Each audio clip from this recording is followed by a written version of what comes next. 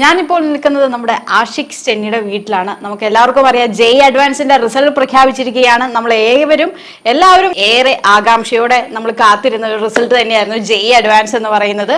അപ്പോൾ പതിവ് തെറ്റിയില്ല, JEE അഡ്വാൻസിനും all India rank 195 നേടിയാണ് നമ്മുടെ ആഷിഖ് സ്റ്റെന്നി വീണ്ടും ബ്രില്യന്റിന് ഒരു അഭിമാന നേട്ടം കൊണ്ടുവന്നിരിക്കുന്നത്. നമുക്കറിയാം ജെഇ മെയിൻസിന്റെ റിസൾട്ട് പ്രഖ്യാപിച്ചപ്പോൾ 100% സ്കോറോടുകൂടെ തന്നെയാണ് ആഷിഖ് നമുക്ക് അഭിമാനമായി മാറിയത്. അതുപോലെ തന്നെ ഇത്തവണ ജെഇ അഡ്വാൻസിന് നല്ല ഒരു ഉന്നത വിജയം തന്നെയാണ് ആഷിഖ് സ്റ്റെന്നി നേടിയിരിക്കുന്നത്. ഇത് കൂടാതെ ഞാൻ പറയുകയുണ്ടായി, നമ്മുടെ ഈ ഒരു വിജയം ബ്രില്യന്റിനെ സംബന്ധിച്ച് ഒരു ഇരട്ടി മധുരം നൽകുന്നതാണ്. കാരണം എന്താണെന്ന് വെച്ചാൽ ആഷിഖിന്റെ അച്ഛൻ സ്റ്റെന്നി സാറ് നമ്മുടെ ബോട്ടണി അധ്യാപകനാണ്, പ്രൊഫസറാണ്. അപ്പോൾ ഞങ്ങളെ സംബന്ധിച്ച് ഞങ്ങളുടെ ഒരു അംഗം തന്നെയാണ് സ്റ്റെന്നി സാറിന്റെ മകനായ ആഷിഖ് സ്റ്റെന്നിക്ക് ഇത്രയും ഒരു ഉയർന്ന വിജയം നേടിയതിൽ അതിയായ സന്തോഷമുണ്ട് ഞങ്ങൾക്ക്. അപ്പൊ ആ സന്തോഷം എല്ലാം കൂടെ പങ്കിടാൻ വേണ്ടിയിട്ട് ഞങ്ങൾ എല്ലാവരും ബ്രില്യന്റ് ഫാമിലി ഒന്നടങ്കം ഇവിടെ വന്ന് ഡയറക്ടറൊക്കെ വന്ന് മോനുമായിട്ട് സംസാരിച്ച് ഒരു ചെറിയൊരു കേക്കൊക്കെ മുറിച്ച് മോനുമായിട്ട് അങ്ങനെ ഇരിക്കുകയായിരുന്നു. അപ്പോൾ ആഷിഖ്, കൺഗ്രാറ്റുലേഷൻസ്. എന്ത് തോന്നുന്നു മോനെ, ഒരു ഉന്നത വിജയം നേടിയിരിക്കുന്നതാണ്, അതായത് ഓൾ ഇന്ത്യ റാങ്ക് 195 കിട്ടിയിരിക്കുകയാണ് അല്ലേ? ചെറിയ റാങ്ക് അല്ല. അപ്പൊ അതിന്റെ ഒരു ഹൗ ഡു യു ഫീൽ? സന്തോഷം, വളരെ സന്തോഷം. ഞാൻ ബ്രില്യന്റിലൂടെ ഇപ്പം 2 ഇയർ ആയിട്ട് ഇന്റഗ്രേറ്റഡ് പ്രോഗ്രാമിംഗ് പഠിക്കുകയായിരുന്നു. സോ ജെഇ അഡ്വാൻസ് എന്ന് പറയുന്ന ഒരു സാധാ എക്സാം പോലെ അല്ല, എന്ന് വെച്ചാൽ അത്യാവശ്യം ടഫാണ്, നല്ല ടഫാണ്. സോ അതിന് എഫേർട്ട് ടേക്കിംഗ് ആയിട്ട് തന്നെ വർക്ക് ചെയ്യേണ്ടി വന്നു. സോ 2 വർഷം എഫേർട്ട് ടേക്കിംഗ് ആയിരുന്നു. അപ്പം അത് കഴിഞ്ഞ് ഇപ്പൊ റിസൾട്ട് കിട്ടിയതിൽ നല്ല സന്തോഷമുണ്ട്, അതോടൊപ്പം തന്നെ ഒരു റിലീഫും ഉണ്ട്. ഓക്കെ, ഇത്രയും മാർക്ക് കിട്ടുമെന്ന് പ്രതീക്ഷിച്ചിരുന്നു, ഇത്ര നല്ല റാങ്ക് കിട്ടുമെന്ന് പ്രതീക്ഷിച്ചിരുന്നു? നല്ലൊരു റാങ്ക് പ്രതീക്ഷിച്ചായിരുന്നു, എന്നാലും സന്തോഷം. അതെ, എത്രയാണെന്നുള്ളത് അറിയത്തില്ലായിരുന്നു, എന്നാലും വന്നു കഴിഞ്ഞപ്പോഴത്തേക്ക് സർപ്രൈസ്ഡ് ആയി അല്ലേ? ഓക്കെ.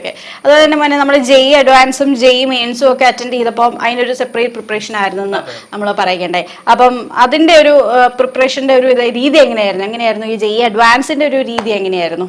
ഇപ്പം ജെഇ മെയിൻസ് പറയുകയാണെങ്കിൽ ഇപ്പം ഫിസിക്സും കെമിസ്ട്രി ഒക്കെ ഈ അടുത്ത വർഷങ്ങളൊക്കെ അത്യാവശ്യം നല്ല എളുപ്പമായിട്ടാണ് ചോദിച്ചിരിക്കുന്നത്. അതായത് എളുപ്പം ഇൻ ദ സെൻസ് NCERT എന്നേ ചോദിക്കുന്നുള്ളൂ. മാത്സ് ആകുമ്പോൾ ഇച്ചിരി ലെങ്തി ആയിട്ട് ചോദിക്കുന്നുണ്ട്, എന്നാലും അത് ഡൂബിൾ ആണ്. അപ്പം ജെഇ മെയിൻസിൽ ഇമ്പോർട്ടൻ്റ് എന്ന് വെച്ചാൽ സമയം നമ്മൾ ഫിസിക്സും കെമിസ്ട്രിയിൽ നിന്ന് കുറച്ചെടുത്ത് മാത്സിൽ ഇട്ട് കൊടുത്താൽ അത്യാവശ്യം നല്ല സ്കോർ ചെയ്യാൻ പറ്റും. ജെഇ ഡാൻസ് എന്ന് പറയുമ്പോൾ അങ്ങനെയല്ല, ലൈക്ക് എല്ലാ സബ്ജക്റ്റും ടഫാണ് എന്ന് വെച്ചാൽ ഒരു ഈക്വൽ ലെവലായിരിക്കും. അപ്പോൾ എല്ലാ സബ്ജക്റ്റും നമ്മൾ ഈക്വൽ ഇമ്പോർട്ടൻസ് കൊടുക്കണം. പിന്നെ ജെഇ മെയിൻസ് എന്ന് പറയുമ്പോൾ നമ്മളൊരു ഓവറോൾ എല്ലാം കവർ ചെയ്യണം, എന്ത് പറ്റുന്നത്രയും. കാരണം അത്ര ഹൈ ലെവൽ ചോദിക്കില്ല. പക്ഷെ അഡ്വാൻസ് എന്ന് പറയുമ്പോൾ നമുക്ക് അറിയാവുന്ന കാര്യങ്ങൾ പ്രോപ്പറായിട്ട് അറിയണം. കാരണം നമ്മൾ അറിയാവുന്നതിൻ്റെ എക്സെപ്ഷൻസ്, ഇപ്പോൾ കെമിസ്ട്രിയിലൊക്കെ പറയുന്ന എക്സെപ്ഷൻസും ആയിരിക്കും അവർ മോസ്റ്റ്ലി നോക്കുക, നമ്മളെ മിസ് ഔട്ട് ആകുന്ന കാര്യങ്ങൾ. അതായത് എന്താണോ നമ്മൾ ചെയ്യുന്നത് അതിൻ്റെ ഏറ്റവും അകത്തോട്ട് കയറി പറ്റുന്നത്രയും ഡീപ്പായിട്ട് തന്നെയാണ് അഡ്വാൻസ് ചോദിക്കുന്നത്. പിന്നെ നമുക്ക് ഒരു പോർഷൻ അതുകൊണ്ട് ഇത് ഇമ്പോർട്ടന്റ് അല്ല എന്ന് പറഞ്ഞ് മാറ്റി വെക്കാൻ പറ്റില്ല അല്ലേ ജെഇ അഡ്വാൻസ്? അതുകൊണ്ട് എല്ലാത്തിനും ഈക്വൽ ഇമ്പോർട്ടൻസ് ആണ്. അപ്പം നമുക്കിപ്പം കവർ ചെയ്യാൻ പറ്റുന്ന അത്ര ഏറ്റവും നന്നായിട്ട് കവർ ചെയ്യാവുന്നതാണ്. ഏറ്റവും നല്ലത് എല്ലാം നന്നായിട്ട് കവർ ചെയ്യുന്നതാണ്, പക്ഷെ പറ്റുന്ന അത്ര ഏറ്റവും നന്നായിട്ട് കവർ ചെയ്യുന്നത് തന്നെയാണ് ഇമ്പോർട്ടൻസ്. പിന്നെ സബ്ജക്ട് വൈസ് നോക്കുകയാണെങ്കിൽ കെമിസ്ട്രി എല്ലാ കമ്പാരിറ്റീവ്ലി ഇച്ചിരി എളുപ്പമായിരിക്കും, എന്നാലും അതും ആപ്ലിക്കേഷൻ ലെവലായിരിക്കും, എന്നാലും സ്കോറിംഗ് ആയിരിക്കും ലൈക്ക് ബാക്കിയുള്ള സബ്ജക്ട്സ് വെച്ച് നോക്കുമ്പോൾ. അപ്പോൾ അതൊരിക്കലും നമ്മൾ വിട്ടുകളയരുത് ആ ഒരു എളുപ്പത്തിൽ നേടാവുന്ന മാർക്ക്. അതായത് ഈ എഞ്ചിനീയറിംഗ് സ്റ്റുഡൻസിന് യൂഷ്വലി കെമിസ്ട്രി അത്ര വലിയ താല്പര്യം കാണത്തില്ല. അപ്പം അതുകൊണ്ട് അത് അങ്ങനെ വിട്ടുകളയരുത്, കാരണം അതൊക്കെ ഈസിലി നേടാവുന്ന മാർക്കാണ്. അപ്പം കാരണം അതൊക്കെ അറിയാമെങ്കിൽ അറിയാം, അപ്പോൾ തന്നെ കിട്ടുന്ന മാർക്കാണ്, അത് കൺഫേംഡ് ആണ്. മാത്സ് ഫിസിക്സ് ഒക്കെ നമ്മൾ ചെയ്ത് നോക്കി മിസ്റ്റേക്സ് പറ്റാം, പക്ഷേ കെമിസ്ട്രി എന്ന് പറയാൻ കൺഫേംഡ് ആണ്. അപ്പോൾ അതൊരിക്കലും വിടരുത്. പിന്നെ കെമിസ്ട്രിക്ക് അഡ്വാൻസ്ഡ് ആണെങ്കിലും NCERT വളരെ ഇമ്പോർട്ടൻ്റ് ആണ്, കാരണം ഒരു ഡയറക്റ്റ് NCERT ചിലപ്പോൾ ചോദിക്കും. പിന്നെ പറ്റുന്ന അത്രയും പുറത്തുനിന്നൊക്കെ റെഫർ ചെയ്യാം. പിന്നെ ബ്രില്യന്റിന്റെ മെറ്റീരിയൽസ് ഭയങ്കര യൂസ്ഫുൾ ആയിരുന്നു. ആൻഡ് ഫിസിക്സിനും മാത്സിനും ക്വസ്റ്റ്യൻ ചെയ്ത് പ്രാക്ടീസ് ചെയ്യണം ഉറപ്പായിട്ടും. ഫിസിക്സ് ഇപ്പം IIT-യിലേക്ക് നോക്കുന്ന വിദ്യാർത്ഥികൾ അല്ലെങ്കിൽ ജെഇ അഡ്വാൻസ്ഡ് ജെഇ മെയിൻസിന്റെ ആൾക്കാർക്ക് ഫിസിക്സ് എന്ന് പറയുന്നത് എളുപ്പമുള്ളവരും കാണും, എന്നാലും ഒരു മെജോറിറ്റി ആൾക്കാർക്ക് ഭയങ്കര ഡിഫിക്കൽട്ട് ആയിട്ടുള്ളൊരു സബ്ജക്റ്റ് ആയിട്ടാണ് നമ്മൾ ഫിസിക്സിനെ കൺസിഡർ ചെയ്യുന്നത് അല്ലേ? അപ്പോൾ അതൊക്കെ എങ്ങനെയായിരുന്നു മോൻ അത് ഹാൻഡിൽ ചെയ്തുകൊണ്ടിരുന്നത്?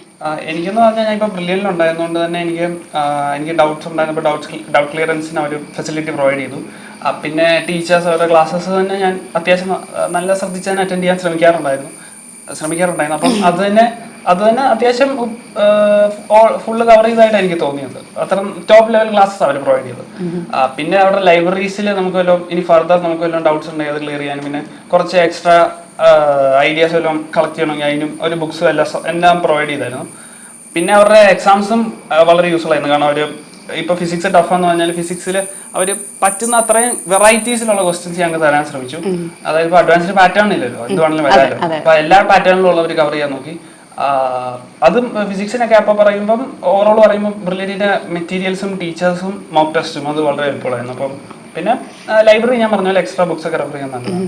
ബുക്സ് റെഫർ ചെയ്യുന്ന കാര്യത്തിൽ എനിക്ക് തോന്നുന്നു ആഷിക്ക് കുറച്ചുകൂടി മുൻപന്തിയിലാന്ന് തോന്നുന്നു. കാര്യം ഇവിടെ വന്നതിന് ശേഷം ആഷിക്കിന്റെ റൂമൊക്കെ കണ്ടപ്പോഴത്തേക്കും ആള് റെഫർ ചെയ്ത് പഠിക്കുന്ന ബുക്സിന്റെ എണ്ണം എന്ന് പറയുന്നത് ചെറുതല്ല.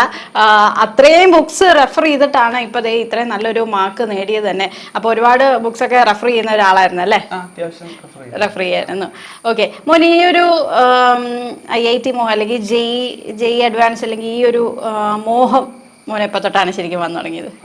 IIT എന്ന് പറയുമ്പം ലൈക്ക് എനിക്ക് ശരിക്കും ആദ്യമൊക്കെ ലൈക്ക് എൻ്റെ ഹൈസ്കൂൾ കാലത്തിൽ എനിക്ക് സംശയം ഉണ്ടായിരുന്നു 10 കഴിഞ്ഞ് എന്താണ്. പക്ഷെ 9 ആയപ്പോഴേക്കും ഓൾമോസ്റ്റ് എനിക്കൊരു കൺഫേമിറ്റി ഉണ്ടായിരുന്നു. ലൈക്ക് IIT അല്ലെങ്കിൽ എഞ്ചിനീയറിംഗ് ആണെങ്കിലും ലൈക്ക് കാരണം ഞാൻ ഫൗണ്ടേഷൻ ഉണ്ടായിരുന്നു ബ്രില്യൻറ്റിൽ. അപ്പം അവിടുത്തെ ടീച്ചേഴ്സൊക്കെ നല്ല സപ്പോർട്ടീവ് ആയിരുന്നു. ലൈക്ക് എനിക്ക് മാത്സിനോട് അത്യാവശ്യം ഒരു താല്പര്യം ഉണ്ടായിരുന്നു, മാത്സ് പഠിക്കാൻ.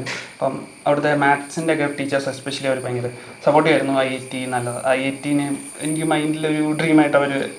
അതായത് ഇവിടെ വരുന്നപ്പോൾ തന്നെ നമ്മളുടെ അടുത്ത് സാർമാരൊക്കെ പറയണ്ടായി മാത്സിന് നല്ല ഒരു സ്കോർ കരസ്ഥമാക്കിയിരുന്ന, ഭയങ്കരമായിട്ട് നമുക്ക് മാത്സിൻ്റെ കാര്യത്തിൽ ആൾ ഭയങ്കര ബ്രില്യൻ്റ് ആണെന്ന് തോന്നിയപ്പം അപ്പോഴാണ് അങ്ങനെ ഒരു രീതിയിലാണ് ആ മോനെ മോൾഡ് ചെയ്തെടുത്തത് അല്ലേ? ആ ഒരു മാത്സിലായിരുന്നു ആളുടെ ഏറ്റവും സ്ട്രോങ് പോയിന്റ് മാത്സിൽ തന്നെയായിരുന്നു. അപ്പോൾ തീർച്ചയായിട്ടും ഈ റൂട്ടിലൂടെ പോയാൽ നല്ല ഉന്നത വിജയം നേടാൻ സാധിക്കുമെന്ന് അവിടുന്ന് തന്നെ നമുക്ക് ഗൈഡൻസ് കിട്ടിയല്ലേ? ഓക്കെ. അതുപോലെ മോന് ഇഷ്ടപ്പെട്ടൊരു ഫെസിലിറ്റി എന്തായിരുന്നു നമ്മുടെ ഈ ബ്രില്യൻറ്റിൽ? ഇപ്പോൾ കോച്ചിങ് ഫൗണ്ടേഷൻ തൊട്ടുള്ള ഒരാളാണ്, ഫൗണ്ടേഷൻ തൊട്ട് ബ്രില്യൻറ്റിലെ ഒരു കൂടെയുള്ള ബ്രില്യൻറ്റിലെ ഒരു അംഗം തന്നെയാണ്. അപ്പോൾ ഫൗണ്ടേഷൻ പ്രോഗ്രാം ഉണ്ടായിരുന്നു, അങ്ങനെ ഒരുപാട് ഇപ്പം നാളായിട്ട് മോന് ബ്രില്യൻറ്റുമായിട്ട് ഭാഗമാണ്. അപ്പം ഇത്രയും വർഷത്തെ ഒരു എക്സ്പീരിയൻസ് വെച്ച് മോന് ഏറ്റവും ഇഷ്ടപ്പെട്ട ഒരു കാര്യം എന്തായിരുന്നു? ഏറ്റവും ഇഷ്ടപ്പെട്ട എന്താണെന്ന് വെച്ചാൽ ലൈക്ക് അവർ അത്യാവശ്യം പെട്ടെന്ന് തന്നെ പോർഷൻസ് കവർ ചെയ്യാൻ നോക്കും. അതുകൊണ്ട് തന്നെ നമുക്ക് റിവിഷനും പിന്നെ ബാക്കി സമയം മുഴുവൻ എക്സാംസാണ്. നമുക്ക് ഞാൻ നേരത്തെ പറഞ്ഞാൽ വളരെ ലാർജ് വെറൈറ്റിയിലെ ക്വസ്റ്റ്യൻസ് അവർ നമുക്ക് എക്സ്പീരിയൻസ് ചെയ്യാൻ സാധിക്കുന്നുണ്ട്. സോ പിന്നെ അതിൻ്റെ ഡിസ്കഷൻസ്, അതായത് എനിക്ക് അവരുടെ ആ പോർഷൻസ് ഇച്ചിരി നേരത്തെ തീർത്തിട്ട് ബാക്കി സമയം റിവിഷനും പിന്നെ എക്സാംസ് അറ്റൻഡ് ചെയ്യാനും കൂടുതൽ സമയം തരുന്നതാണ്. അതെനിക്ക് ഏറ്റവും ഒരു അഡ്വാൻറ്റേജ് ആയിട്ട് തോന്നിയിട്ടുണ്ട്. അത് ശരിക്കും നല്ലൊരു ഫീച്ചർ, നല്ല ഫീച്ചറായിരുന്നു. ഓക്കെ.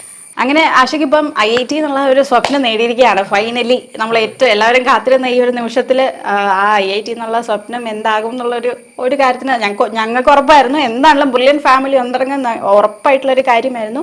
അങ്ങനെ IIT എന്നുള്ള സ്വപ്നം നേടിയിരിക്കുകയാണ് അല്ലേ ആഷിക്? ഇനിയിപ്പോൾ ഏത് ബ്രാഞ്ചാണ് നോക്കുന്നത്? ഏതാണ് താല്പര്യം? എനിക്ക് CSC ആണ് താല്പര്യം, കമ്പ്യൂട്ടർ സയൻസ് ആണ്. കമ്പ്യൂട്ടർ സയൻസ് ആണ്. CSCയോട് താല്പര്യം തോന്നാൻ എന്തെങ്കിലും പ്രത്യേകിച്ചുള്ള കാരണമുണ്ടോ? പ്രത്യേകിച്ച് കാരണം എന്ന് വെച്ചാൽ ഞാൻ സ്കൂളിലാണെങ്കിലും എനിക്ക് ബാക്കി എന്ന് വെച്ചാൽ നമ്മളിപ്പം എൻട്രൻസിന് ഡെപ്തിൽ നമ്മൾ പഠിച്ചത് ഫിസിക്സും കെമിസ്ട്രിയും മാത്സും ആണെങ്കിലും പഠിക്കുമ്പം എനിക്ക് അത്ര എഫേർട്ട് ഇടേണ്ടതായിട്ട് തോന്നാത്തത് കമ്പ്യൂട്ടർ പഠിക്കുമ്പോഴാണ്. പിന്നെ ഒരു പ്രോബ്ലം സോൾവിങ് അപ്രോച്ചാണ് അതിൽ വരുന്നത്. അപ്പോൾ അതെനിക്ക് നല്ല താല്പര്യമുണ്ട്. അതിലൊരു കൂടുതലും ടേസ്റ്റ് തോന്നി അല്ലേ? കുറച്ചുകൂടെ നമ്മുടെ ഒരു ഇതുമായിട്ട് ചേർന്ന് നിൽക്കുന്നതെന്നുള്ളൊരു കണക്ഷൻ തോന്നിയതുണ്ടാവാം അല്ലേ?